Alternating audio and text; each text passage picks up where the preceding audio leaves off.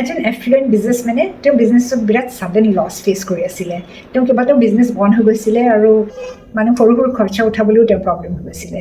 তেওঁৰ ঘৰত যেতিয়া আমি বস্তু অডিটটো কৰিলোঁ তেতিয়া দেখিলোঁ তেওঁৰ ঘৰৰ ভিতৰত চব ঠিক আছিলে, কিন্তু তেওঁৰ ঘৰৰ বাহিৰত প্ৰপাৰ্টিত এটা ডাঙৰ আণ্ডাৰগ্ৰাউণ্ড ৱাটাৰ টেংক আছিলে আৰু সেইটো ছাউথ ৱেষ্ট জোনত আছিলে।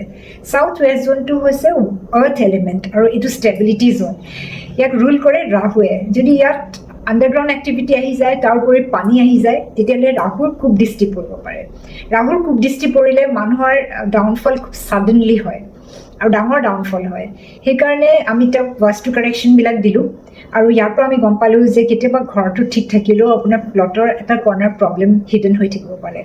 আপুনি যদি লাইফত আনএক্সপ্লেইন কিছুমান ছেটবেকছ ফেচ কৰি আছে চব বস্তু সঠিক কৰাৰ পাছতো, তেতিয়াহ'লে বাস্তু এনালিচিছ ইগন'ৰ নকৰিব। এটা প্ৰফেচনেল বাস্তু অডিট বুক কৰক আৰু প্ৰব্লেমছবিলাক সৰু থাকোঁতে এড্ৰেছ কৰক, যাতে এইবিলাক পিছত গৈ পেলাই ডাঙৰ লছলৈ পৰিৱৰ্তন নহয়।